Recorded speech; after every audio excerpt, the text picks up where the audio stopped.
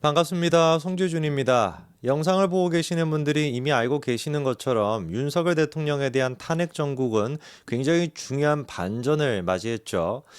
크게 이제 그 몇 가지 점에서 중요한 반전이 있는데요. 첫 번째 같은 경우는 광주가 변하고 있다라는 겁니다. 이 광주가 어떤 곳입니까? 빛 좋은이 아니라 그 빛골 광주라고 하나요? 뭐가 됐든지 간에 그런 어떤 얘기는 뭐 온데간데 없고 광주 민주화 정신 이런 것도 뭐 온데간데 없고 우덜식 이런 식으로 포장이 돼가지고 도대체가 그놈의 우돌식 정식이라고 하는 게 우돌식 정식이 아니죠. 그렇죠. 무슨 뭐 밥 먹는 정식이 아니라 우돌식 정신이라고 하는 게 뭔지는만 모르겠지만 그 정신 때문에 광주가 지금 얼마나 과거로 가 있습니까? 뭐 신세계백화점 광주 계시는 분들은 아시겠지만 1층에 원래 같았으면 명품 같은 뭐 샤넬이나 뭐 루이비통이나 뭐 이런 뭐 희양찬란한 게 막 가득 채우고 있어야 되는데 그것은 뭐 홍어 팔고 있잖아요. 뭐 땅콩 팔고 무슨 엿가락 같은 거 팔고 안 가봐서 모르겠지만 일단 홍어 같은 거 실제로 일단 지역 상품 같은 거는 팔고 있는 건 팩트거든요. 그런 식의 어떤 것들을 판다든지 그리고 또 온갖 곳에 지금 이제 그 스타필드 같은 게 만들어지면은 주변에 있는 사람들까지 얼마나 많이만 몰려듭니까? 만 난리가 나잖아요. 도시가 그런 거 뭐 있습니까? 복합 쇼핑몰 같은 걸 만들겠다 했는데 그게 광주 정신이 아니래. 아니 도대체 그건 뭔 놈의 정신인데 나같이 망하자 그게 뭐 우덜식 정신입니까? 그게 민주화의 정신입니까?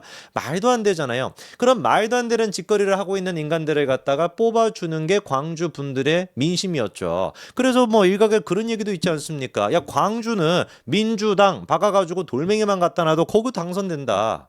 그 팩트거든요. 그러니까 돌들이 저렇게 많지 않습니까? 민주당에 다 그냥 돌머리라 가지고. 그런데 그 광주가 변하고 있다라고 하는 놀라운 지금 하나의 반전이 있었고요. 그리고 두 번째 이제 반전 같은 경우는 뭡니까? 국민들이 계몽되고 있다라는 거.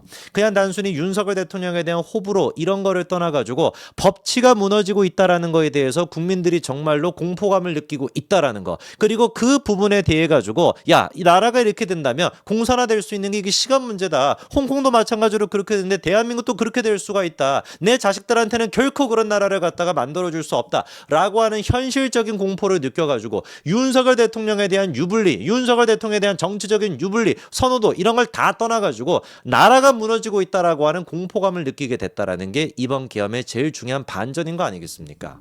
이 두 가지 반전을 만들어내는 데 있어가지고 뭐 제가 중요한 역할에 있는 사람이 홍장원이라고 했죠. 본인이만 나서가지고 설쳤다가 그리고 또 민주당도 그렇게나 설치는 약간 그 관종 같은 사람을 뭐 구국의 영웅인 것처럼 그런 식으로만 띄워놨다가 지금 다 같이 골로 가고 있지 않습니까? 홍장원의 메모지 그것도 지금 신빙성이 문제가 되고 있고 나아가서 그 홍장원이가 그 메모지를 작성했던 게 본인 딴에는 막 AI 지금 막 빙의해가지고 막 뭐라고 얘기했습니까? 국정원장 그 공간 앞에 있는 공터에 서가지고 내가 이제 안쪽 주머니에 있는 포켓에서 그 메모지를 꺼내가지고 휘갈겨 쓰듯이 이렇게 적었다. 물어보지도 않은 거를 갖다가 지가 막 술술 자세히 뭐 이렇게 서술하는 것처럼 신빙성 주기 위해서 얘기를 했죠. 근데 조태용 원장이 딱 나와가지고 뭐라고 선을 그었습니까? 야, 내가 CCTV 돌려보니까 그거 없던데?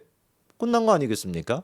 이런 식으로 역할을 잘해주고 있다 보니까 흔들리고 있는 게 누구도 흔들리고 있다. 헌재까지도 같이 흔들리고 있다는 겁니다. 오늘 제가 좀 중요한 말씀을 드리고자 하는 게 뭐냐면은요. 헌재가 이번에 아주 중요한 결단 한 가지를 했죠. 그게 뭐였습니까? 8차까지만 원래 변론을 하려고 했다가 9차, 10차까지 늘렸어요. 이거에 대해 가지고 뭐 국민들이 이렇게만 저항을 하고 하니까 헌재가 눈치를 좀 봐가지고 9차, 10차까지 늘렸지.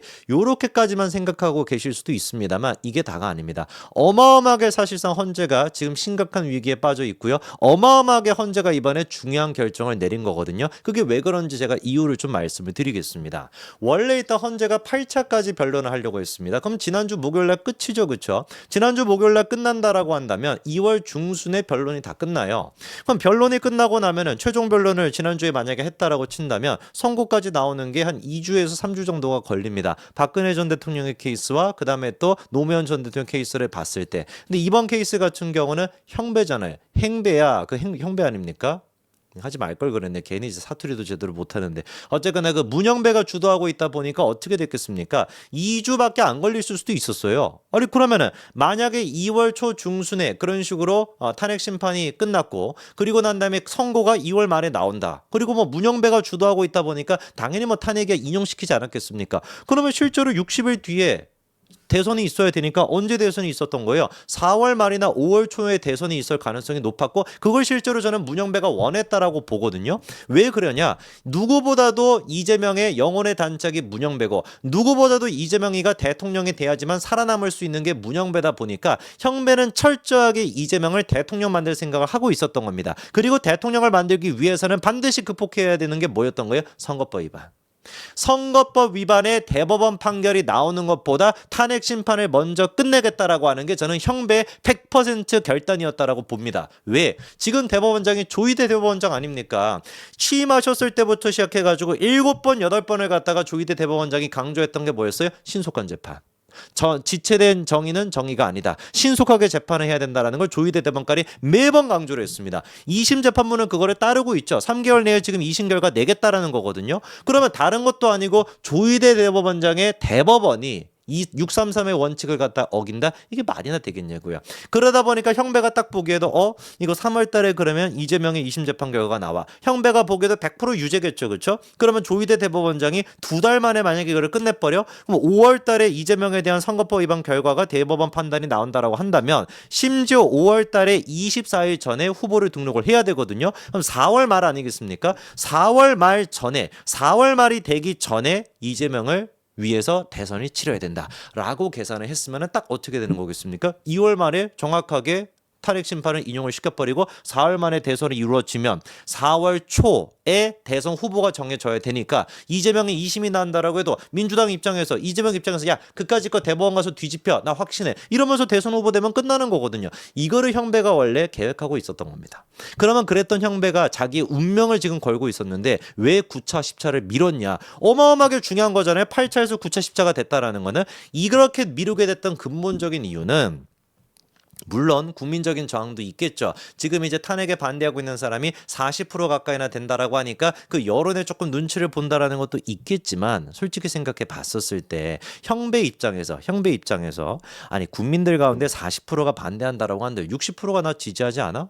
라고 생각하겠죠. 아니 그리고 40%가 반대한다라고 한들 내 뒤에는 이재명이가 있는데 내가 윤석열을 갖다가 탄핵시켜 줘가지고 조기 대선 열려서 이재명이가 대통령 된다면은 이재명이 나한테 해줄 게 뭐 어떻게 될지 뻔한데 내가 그런 걸 뭐하러 눈치 봐? 그렇지 않겠습니까? 그러면은 왜 도대체 뭐 때문에 문영배가 눈치를 봐가지고 8차 뒤에 9차 10차를 추가시켰냐? 제가 보기에는 헌재 내부에 분열이 있는 겁니다.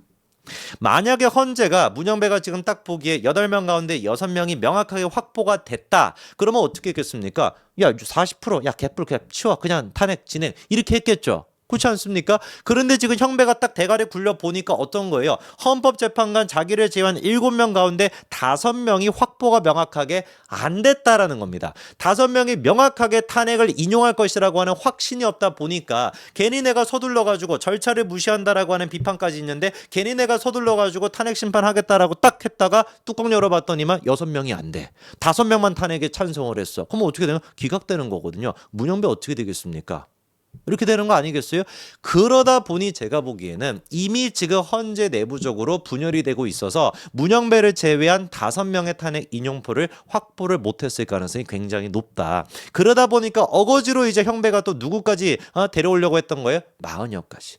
마은혁 데려오려고 했는데 여러분 기억나시죠? 2월 3일 날 원래 딱 그렇게 결정을 해가지고 데려올 생각이었다가 그거 심판하기 2시간 전에 빠꾸해가지고 결국에는 지금 무기한으로 연장시켜 놓지 않았습니까? 만약에 지금 이제 문영배가 국민들의 눈치를 봐가지고 했다라고 한다면 한 주, 2주 정도 늦췄겠죠. 그렇지 않습니까? 근데 왜 지금 아예 그냥 선고를 언제 하겠다, 마은혁에 대한 결정을 언제 하겠다, 이거 얘기조차도 못 꺼내고 있잖아요. 이유가 뭐겠습니까? 국민들에 대한 눈치를 보는 것도 있겠지만 근본적으로는 헌재 내부에서 지금 문영배에 대한 비판, 절차가 지켜지지 않고 있다라고 하는 비판의 정도가 점점 높아지고 있다. 그게 이미 마은혁 때부터 드러났던 거예요. 그러니까 문영배가 이거 괜히 내가 또 무리해가지고 진행을 했다가 윤석열 대통령 탄핵 같은 경우도 이거 내가 6명, 5명을 확보를 못하는 거 아니야? 그 두려움이 있다 보니 어쩔 수 없이 자기가 마은혁에 대한 케이스를 늦출 수밖에 없었다라는 겁니다. 무슨 말인지 이해가 되시죠? 그렇기 때문에 그냥 8차 뒤에 9차 10차를 추가시켰다. 이게 그냥 일주일 늘어났다. 이게 의미가 있는 것이 아니라 문영배가 현실적으로 지금 눈치를 보고 있다는 거. 누구의 눈치? 다른 헌법재판관들의 눈치를 보고 있다는 게 이런 어떤 사건들의 제일 중요한 의미라는 것이죠. 제가 문영배가 반드시 제가 지금 이제 기세로 봤었을 때는 분명히 5명을 확보를 못했을 것이고요. 지금 이제 CCTV 얘기까지 나오고 시간이 가면 갈수록 점점 더 헌법재판관을 흔들릴 수밖에 없을 겁니다. 100% 저는 문영배가 지금 헌재 재판관들을 명확하게 매수하거나 명확하게 설득하지 못할 거라고 저는 100% 확신합니다. 여기까지 말씀드리겠습니다. 감사합니다.